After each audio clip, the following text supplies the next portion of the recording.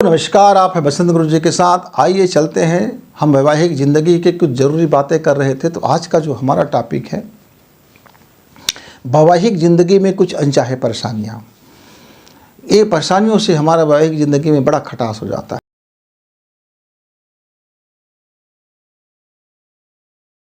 बड़ी कांटे उगाते हैं और बहुत तकलीफ़ हो जाता है, बड़ी वेदना से भर जाती, बड़ी पीड़ा से भर जाती है। तब ऐसे वक्त में क्या करें? अब अनचाही परेशानियाँ कई तरह से होते हैं। स्वास्थ्यगत परेशानियाँ हैं तो उसका आप मुकाबला कर सकते हो, इलाज करा सकते हो। परिवारगत परेशानियाँ हैं तो बैठ कर के बात कर सकते हो। आर्थिक परेशानियाँ हैं तो अपना योजना बना करके ज़्यादा कमाई करके दूर कर सकते हो। लेकिन कुछ ऐसी परेशानियाँ कि आप उसको दूसरे से शेयर भी नहीं कर सकते और वो परेशानी आपको परेशान भी करता है। इनमें सबसे बड़ा जो परेशानी है वो सेक्सुअल संबंध का है।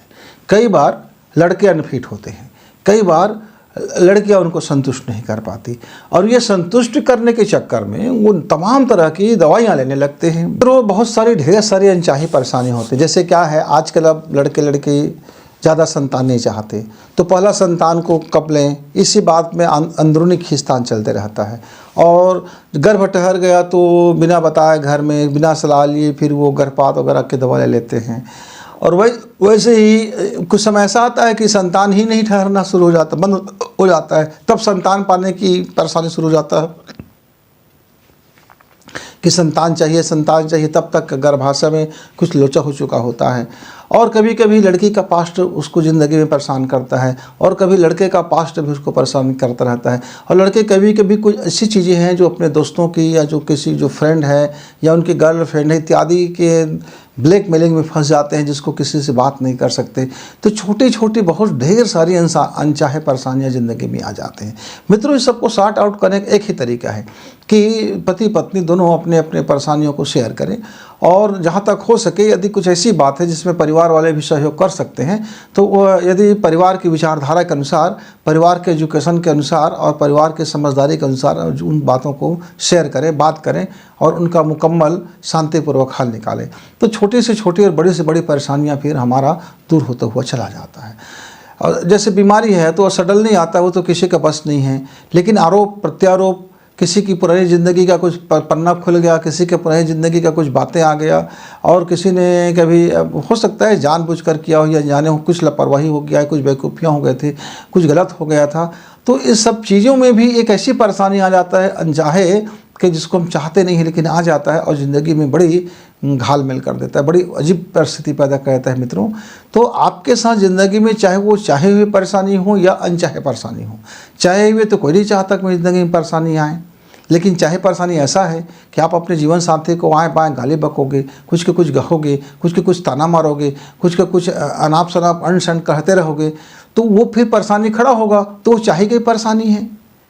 वैसे लड़कियां हैं, अपने सास ससुर को, देवर ननंद को, नंदाई को, जो रिश्तेदार हैं उनको कुछ का कुछ आए बाएँ बोलते रहेंगे, कुछ का कुछ सुनाते रहेंगे, कुछ का कुछ ताना मारते रहेंगे। हाय मैं कितना दुख पाती हूँ, मेरा खाने का समय नहीं है, मैं यहाँ ऐसे हो गई हूँ, मैं ऐसे ही थी, घर में वैसी थी। तुलना करोगे अपनी ज़िंदगी का, तो फिर ये चाही गई परेशानी है मित्र। और अनचाही परेशानी मतलब वही है जिसको आप नहीं चाहते थे, आपकी ज़िंदगी में कुछ गलतियाँ हो गया था, या ऐसी चीज़ें जिसको आप भूलवश कर बैठे, या कुछ ऐसी चीज़ें जो आप करना चाहते थे, उद्देश्य दूसरा था और हो गया दूसरा। जैसे एक मैं मित्र की कहानी साझा करता हूँ। उस मित्र का जीवन, पास्ट जीवन ज़रा अच्छा नहीं था। उस लड़के का एक लड़की से बड़ा अफेयर था और वो अफेयर था, लेकिन अब उससे शादी हुआ नहीं। अब इसने शादी कर ली, अब उसे बार बार परेशान करता है। वो लड़की को बताना नहीं चाहता, वो मम्मी पापा उनके जानते हैं लेकिन आधे अधूरे।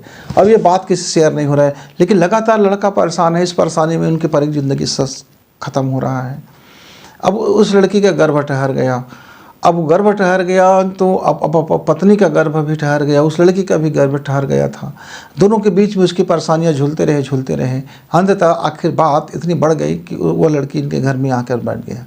तो मित्रों, इस तरह से गलतियां यदि आप करोगे जीवन में, तो फिर आपके जीवन में एक ऐसी परेशानी आ जाते हैं जिसका कोई हल नहीं होता। फिर एक ही हल होता है कि आप उसका सामना करो, फेस करो और सामने अपने घर में बाबत बता दो। लेकिन अब ये तो होगी आपकी बड़ी वाली गलती। कई मित्रों को क्या होता है कि पिछली ज़िंदगी में किसी से अफेयर होता है, लेकिन अफेयर अब वो टूट चुका होता है, ब्रेक लग चुका होता है, अब ये शादीशुदा हो जाते हैं। शादी होने के बाद अचानक जो उनका पूर्व प्रेमी होता है जो पूर्व जो चाहत होते हैं वे फिर उगाते हैं, फिर उठाते हैं, सिर उठाने लगते हैं, इनके भी मन में और उनके भी मन में। तो अपने वो मन के अंदर में एक अजीब सी दुनिया में द्वंद्व में फंस जाते हैं, जिसके कारण से छोटी छोटी पति पत्नियों के बीच में आए दिन छोटा छोटा बहुत सारा झगड़ा, बहुत सारे परेशानियाँ और बहुत सारे न जाने क्या से क्या चीज़ें होते रहते हैं मित्र। तो इन चीज़ों से बचिए।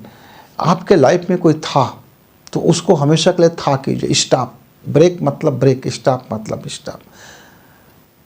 कोई भी ऐसा काम परिवार का बिना सलाह ना करें। जैसे संतान आ गया, गर्भ ठहर गया है, तो बिना माता पिता और अपने दोनों के माता पिता के बिना रजामंदी सहमति के आप गर्भपात मत कराओ। एक बच्चे आ गया, 2 बच्चे हो गया, अब तीसरे की गुंजाइश मत छोड़ो।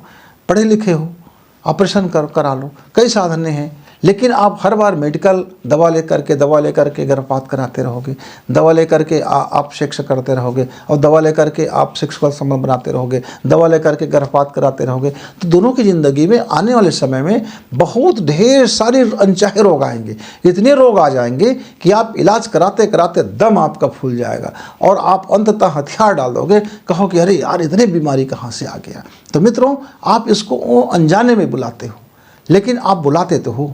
तो ज़रा समझदारी से अपनी ज़िंदगी की शुरुआत करें, क्योंकि समझदारी ही विवाह की ज़िंदगी को सारी परेशानियों से मुक्ति देता है। इसलिए अपनी वैवाहिक ज़िंदगी में यदि कोई परेशानी है, चाहे या अनचाहे परेशानी है, तो उसको समझदारी से निपटिए। समझदारी दिखाते ही आपका परेशानी रफू चक्कर हो जाएगा मित्र। तो जब आप स्वस्थ रहो, सुखमय रहो और खुशी खुशी जीवन जिए। इसी मंगल कामना के साथ गुरु जी को विदा। नमस्कार, धन्यवाद।